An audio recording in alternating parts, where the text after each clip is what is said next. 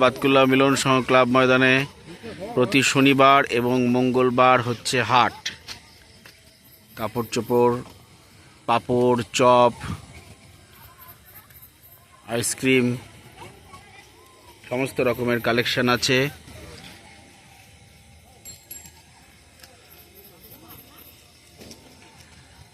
শনিবার মঙ্গলবার দুদিন বসছে বাতকুল্লা মিলন সংঘ ক্লাব ময়দানে হাট। আমার ইউটিউব চ্যানেলে আমি হাট এবং দুর্গাপূজার প্রস্তুতির আপডেট দিচ্ছি।